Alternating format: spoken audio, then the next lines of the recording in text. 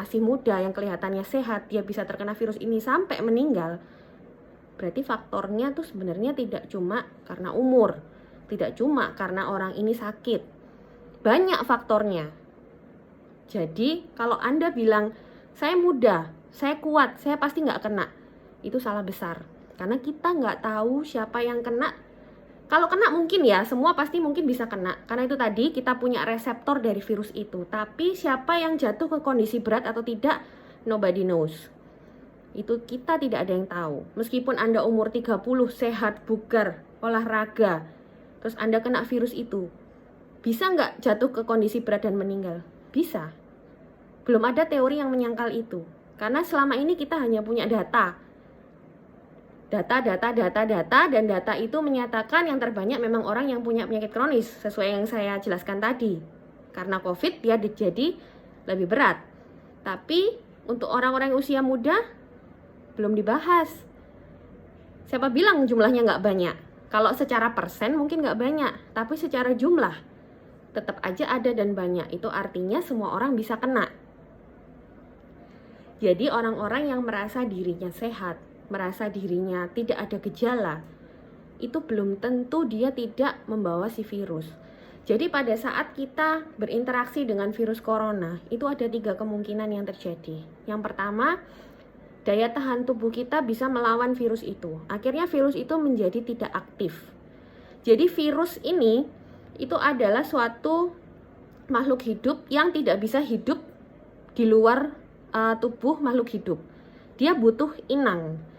Nah, virus ini kalau ada di luar tubuh manusia, dia nggak lama akan mati. Tapi berapa lamanya juga kita belum tahu. Penelitian ke sana juga belum ada. Jadi ada yang meneliti dia bertahan di permukaan kayu, di permukaan plastik, dan lain-lain. Itu penelitian-penelitian awal. Mungkin nanti masih bisa berubah. Yang jelas dia kalau di luar tubuh manusia hanya bertahan beberapa jam. Tapi kalau di dalam tubuh manusia, dia bisa bertahan mungkin seumur hidup. Ini juga yang kita belum tahu pasti. Jadi pada saat virus itu masuk ke kita, yang pertama bisa terjadi adalah otomatis tubuh kita, tentara sistem imun tubuh kita pasti akan melawan virus itu. Jadi kemungkinan yang pertama, sistem imun tubuh kita yang kuat, si virus menjadi tidak aktif. Tidak aktif itu juga ada 2 versi. Apakah dia benar-benar hilang dari tubuh kita, ataukah dia ada tapi dia tidur? Di sini istilah kita dorman. Kalau tidur, artinya kalau sistem imun tubuh kita suatu saat drop, dia akan keluar lagi dari persembunyiannya dan bisa menginfeksi kita lagi. Dan bisa menularkan ke orang lain lagi. Itu yang pertama. Yang kedua, kalau sistem imun tubuh kita sama kuat sama si virus, ini mungkin terjadi pada orang-orang OTG. Jadi orang itu tidak bergejala, tapi si virus pun masih bisa berkembang biak, akhirnya dia menularkan ke orang lain. Itu kemungkinan kedua. Yang terakhir, kalau sistem imun kita benar-benar kalah dengan virus, ini sudah nggak usah ditanyakan lagi. Kita kalah, kondisi jelek, mati. Itu. Jadi ada 3 interaksi antara manusia dan virus. Dan Anda, orang di luar sana yang merasa sehat, merasa tidak ada gejala, belum tentu tidak menularkan ke orang lain. Itu yang berkali-kali ditekankan, bahwa kalian itu lebih baik tidak berinteraksi dengan orang. Kalaupun terpaksa keluar rumah, pakailah masker, social distancing, tujuannya untuk itu. Lalu apakah vitamin C, vitamin D, anjuran berjemur dan lain-lain itu ngefek? Vitamin C adalah suatu antioksidan. Dia bisa meningkatkan sistem imun tubuh kita. Oke, saya setuju. Tapi penggunaan yang terlalu tinggi dosisnya, terus terlalu lama, namanya juga obat dari luar, tetap pasti akan ada efek samping. Yang paling sering pasti sakit lambung. Karena vitamin C itu sangat iritasi terhadap lambung. Itu yang paling mudah. Lalu vitamin D, berjemur. Ada yang bilang kalau kita berjemur, virus akan mati. Virus itu memang secara teori akan mati pada suhu di atas 60 derajat Celcius. Apakah kalau kita berjemur suhu sampai segitu? Gosong kali kita. Jadi suhunya nggak pernah segitu. Tujuan berjemur bukan itu. Tapi tujuan berjemur di sini adalah supaya tubuh kita ini terstimulasi membentuk vitamin D. Vitamin D itu adalah salah satu komponen dari sistem imun kita. Jadi tujuannya juga untuk memperkuat daya tahan tubuh kita, supaya nanti kalau kita berinteraksi dengan virus, kalau bisa sistem imun kita yang menang, paling enggak si virus tidak aktif. Itu tujuan kita. Jadi bukan untuk membunuh virus. Jadi kalau ada yang bilang virus ini tidak bertahan di cuaca panas dan lain-lain, kalau saya, selama masih belum social distancing, selama orang masih berinteraksi seperti biasa, tidak menggunakan masker dan lain-lain, mau itu udaranya panas sepanas apapun, virus tetap masih bisa tertular. Karena sekali Anda bersin, sekali Anda batuk, langsung masuk, langsung dihirup oleh orang itu, belum sempat kena sinar matahari juga bisa. Jadi tetap yang paling penting adalah social distancing, masker, dan perilaku hidup sehat yang lain. Lalu gimana penyelesaiannya untuk sekarang? Apakah harus lockdown dan lain-lain? Jadi sebenarnya kalau kita bisa disiplin diri, itu lockdown nggak perlu. Ya, kita lihat negara-negara maju, misalnya Korea Selatan atau negara-negara maju yang angka positif dan kematiannya tidak tinggi, itu pasti kembali lagi ke disiplin dari masing-masing orangnya. Jadi teori virus ini itu masih terus berkembang. Kita nggak tahu apakah dia bisa menular lewat udara, kita nggak tahu apakah nanti mungkin ada faktor lain yang bisa menularkan, kita masih nggak tahu. Jadi untuk sekarang, gimana ini kan kita sudah, ya dibilang lockdown juga setengah-setengah ya. Ini namanya ya PSBB lah atau apa, tapi selama masyarakatnya juga nggak disiplin, Anda bisa lihat di luar, mereka tetap pada pendiriannya kalau saya nggak apa-apa. Ya, jadi kalau dibilang dari segi dokter gimana penyelesaiannya? Kalau kami, kalau mau ekonomi itu beres, selesaikan ini dulu, putuskan mata rantai penularan sampai sesedikit mungkin. Otomatis nanti ekonomi akan pulih kembali. Kalau seperti ini terus, mau sampai kapan? Akan terjadi penularan terus, dan nanti kalau ini berlangsung terus tidak dibendung, yang paling parah apa? Fasilitas kesehatan sudah nggak bisa menangani lagi. Ini yang sangat-sangat parah.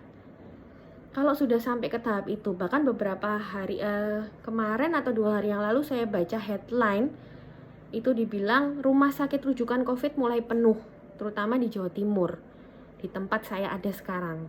Bayangkan, kalau penderita positifnya terus meningkat, lalu fasilitas kesehatannya kurang, apa yang terjadi? Chaos. Justru chaosnya tuh di sini. Ya, memang kita nggak bisa memaksakan sesuatu ke orang yang sudah terlanjur pikirannya nggak mau tahu. Tapi gimana ya? Tapi kalau misalnya hal ini kita biarkan, kita sampai ke kondisi yang chaos itu tadi, bayangkan gimana? Tenaga kesehatan juga lumpuh, fasilitas kesehatan lumpuh, dan semua orang yang positif mungkin ada yang tidak bisa masuk ke rumah sakit. Akhirnya apa? Korban meninggal juga semakin meningkat. Belum tentu itu bukan Anda atau keluarga Anda. Jadi apa susahnya sih kita physical distancing, kita bantu pemerintah dengan PSBB, tapi kita sendiri disiplin? Karena sekali lagi virus ini ada, virus ini berbahaya, dan virus ini belum ada yang tahu pasti sifatnya seperti apa. Jadi anggap aja kita punya musuh, tapi kita belum bisa melihat musuh itu dengan jelas di mana, bentuknya seperti apa, kita mau menembak dengan tembakan seperti apa, kita belum tahu. Jadi lebih baik hati-hati, tapi tetap lakukan yang terbaik. Jadi jangan terus cuek. Capek juga ya ngomongnya. Apalagi yang mau dibahas? Oh ya, untuk rapid test. Jadi rapid test ini itu adalah rapid test yang beredar banyak di Indonesia ini adalah rapid test antibody. Itu diperiksa dari darah. Jadi rapid test itu menunjukkan antibody atau kekebalan yang terbentuk setelah seseorang itu berinteraksi dengan COVID di dalam tubuhnya. Jadi apabila rapid test itu negatif, artinya mungkin dia belum pernah berinteraksi dengan COVID, dia belum pernah terinfeksi COVID. Yang kedua, dia sudah terinfeksi, tapi daya tahan tubuhnya belum terbentuk, jadi masih terdeteksi negatif. Atau yang ketiga, Dia sudah terinfeksi, tapi saking lemahnya daya tahan tubuhnya, sampai antibodinya tidak terbentuk. Itu juga bisa terjadi pada orang-orang dengan daya tahan tubuh yang awalnya sudah rendah. Itu kalau rapid test negatif. Jadi kalau sudah negatif, jangan terus, wah aku bebas dari COVID. Belum tentu. Karena rapid test ini punya 3 interpretasi tadi. Lalu, kalau rapid test positif gimana? Kalau rapid test positif itu, yang pertama, artinya Anda sekarang sedang terinfeksi, dan tubuh Anda sedang melawan. Itu yang pertama. Yang kedua, mungkin Anda sudah terinfeksi beberapa minggu yang lalu, ini hanya terbentuk kekebalannya saja. Artinya Anda bisa mengalahkan virus itu kemarin. Atau virus itu sedang tidur, jadi tidak bisa dibunuh juga dengan antibodi Anda sudah terbentuk. Jadi ada 3 kemungkinan juga. Kalau rapid test positif, belum tentu Anda memang terinfeksi COVID saat ini, tapi pasti sudah pernah berinteraksi, entah itu 1 minggu yang lalu, entah itu 2 minggu yang lalu. Dan rapid test ini juga tidak spesifik sekali ya. Jadi mungkin ada interaksi dengan coronavirus yang lain. Tapi untuk masa pandemi sekarang ini, lebih baik kita anggap dia SARS-CoV-2. Itu lebih baik. Jadi kalau ada rapid test positif, belum tentu dia sekarang sedang menderita atau sedang terinfeksi. Mungkin aja sudah sembuh 1 minggu atau 2 minggu yang lalu. Artinya dia sudah punya kekebalan. Tapi sekali lagi, meskipun sudah punya kekebalan, kita tidak tahu virus itu hilang atau tidak dari dalam tubuhnya. Jadi masih ada kemungkinan dia juga bisa menularkan. Karena ya itu tadi, virus bisa tidur, bisa tidak aktif, atau dia tetap bisa berkembang biak sama kuat dengan sistem imun kita. Itu gampangannya. Lalu ada yang bilang, lah terus kenapa di rumah sakit itu semua yang rapid test positif kalau meninggal swabnya belum jadi, kenapa kok dimakamkan secara COVID? Sekali lagi prevensi. Karena rapid test positif punya 3 interpretasi, dan salah satu interpretasinya adalah dia sedang sakit sekarang. Kita tidak bisa memastikan sebelum ada swab memang. Tapi bila dia sudah meninggal dan masih ada 3 kemungkinan ini, kita harus ambil yang paling buruk. Anggap aja dia sedang terinfeksi. Ya berarti dia harus dimakamkan secara protokol COVID supaya tidak menularkan ke yang lain. Sepertinya jelas ya di sini ya. Mungkin yang belum jelas itu adalah orang menganggap ternyata hasil swabnya terus negatif. Ya itu tadi yang saya bilang, ada 3 interpretasi. Jadi nggak bisa kita pastikan tanpa swab. Tapi kalau memang ternyata sudah terlanjur meninggal, kenapa kok kita memilih langkah ya ambil yang paling buruk? Di antara 3 ini yang paling buruk adalah dia sedang terinfeksi sekarang itu dan sedang akut-akutnya. Artinya dia sedang sangat bisa menularkan. Oleh karena itu harus dilindungi. Jadi tidak ada yang kami lakukan, tidak ada alasannya. Kalau ada yang bilang ini adalah konspirasi dari tenaga kesehatan, Anda jahat sekali.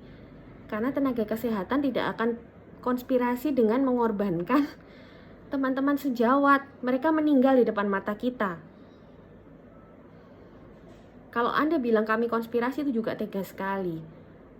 Karena Anda juga tidak merasakan posisi di keluarga tenaga kesehatan yang ditinggalkan dan keluarga atau posisi kami.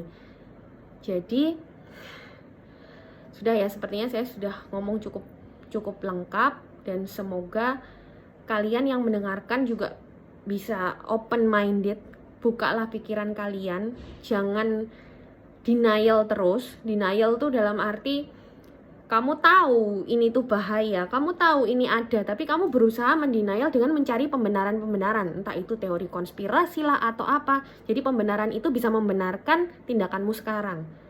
Kalau kamu memang masih seperti itu, stop it. Kita sekarang butuh orang-orang yang open-minded, yang mau disiplin, membantu, kita saling bantu untuk memutus rantai penularan COVID. Kalau kamu pingin kondisi ini cepat selesai, kita juga semua pingin. Semuanya pingin. Tapi tidak bisa satu sisi saja atau satu pihak saja yang berjuang. Semua harus berjuang. Pemerintah sudah bagus melakukan PSBB. Mereka melakukan pengetatan dengan TNI, Polri, dan lain-lain. Kita sebagai tenaga kesehatan juga sudah berusaha maksimal. Sekarang tinggal Anda sebagai warga. Kalau Anda terus-terusan menularkan COVID ini, ya nggak selesai-selesai. Jadi jangan salahkan pemerintah, jangan salahkan tenaga kesehatan kalau kondisi ini tidak selesai. Yaitu karena Anda sendiri, Anda tidak disiplin, Anda masih meremehkan, ya akhirnya nggak selesai-selesai. Okay? I think it's enough. Thank you for listening. Bye-bye.